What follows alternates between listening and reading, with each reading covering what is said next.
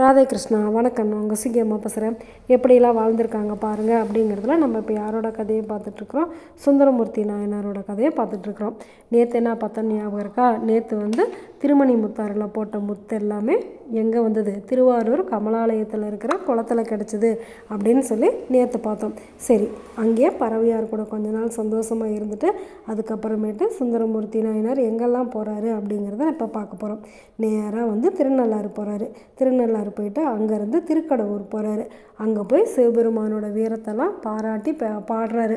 என்ன பாராட்டி பாடுறாரு? மார்கண்டேயனை காப்பாற்றுறதுக்காக நீ யமதர்மராஜனையே எட்டி உதத்தியே அப்படின்னு சொல்லிட்டு அவருடைய பெருமையெல்லாம் பாடிட்டு திருவலம்புரம் அப்படிங்கிற ஊருக்கு போகிறாரு. அங்கே போயிட்டு அங்கே இருக்கிற சிவபெருமானை பாடுறாரு. அதுக்கப்புறமேட்டு ஒரு ஊரோட பேர் சொல்கிறாரு. அந்த ஊரோட மகிமையும் இதில் சொல்லியிருக்காரு. அந்த ஊர் எப்படி இருக்கும் அப்படின்னாக்கா, நவரத்தினங்களால் ஆகிய தீபத்தையும் முத்துக்களால் ஆகிய பூக்களையும் அலைகளாகிய கைகளினால் கடலானது ஏந்தி கொண்டு வழிபாடு செய்யுமா. அப்படி ஒரு சிறப்பு வாய்ந்த ஊர் திருச்சாய்க்காடு அப்படிங்கிற ஊராம். அங்கே இருக்கிற சிவபெருமானை வணங்கிட்டு திருவெண்காடு, திருநெனிப்பள்ளி, திருச்செம்பொன்பள்ளி அப்படிங்கிற ஊருக்கெல்லாம் போய் அங்கே இருக்கிற சிவபெருமான்லாம் வணங்குறாரு. அதுக்கப்புறமேட்டு திருநின்றியூர் அப்படிங்கிற ஊருக்கு போகிறாரு.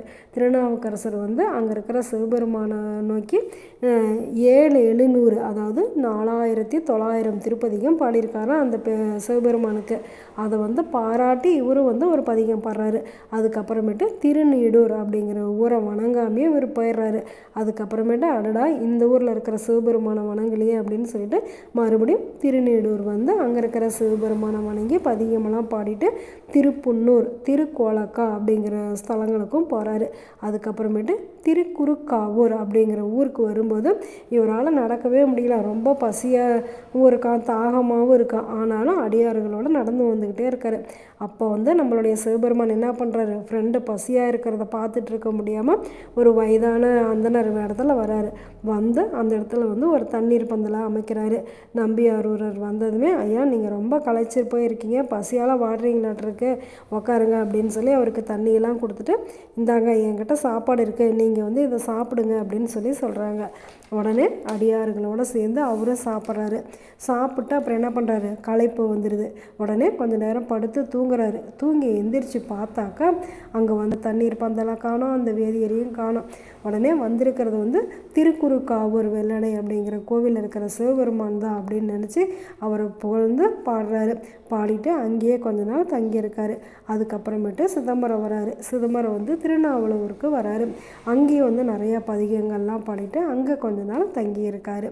சிவபெருமானோட கருணை எப்படி இருக்குது? நம்பியாரூரான சுந்தரர் பசியால் வருவார் அப்படின்னு தெரிஞ்சதுமே உடனே அவருக்காக தண்ணீர் பந்தல் ஏற்பாடு பண்ணுறாரு. சாப்பாடு ரெடி பண்ணி கொடுக்குறாரு. ஃப்ரெண்ட்ஷிப்னா எப்படி இருக்குன்னு பார்த்தீங்களா?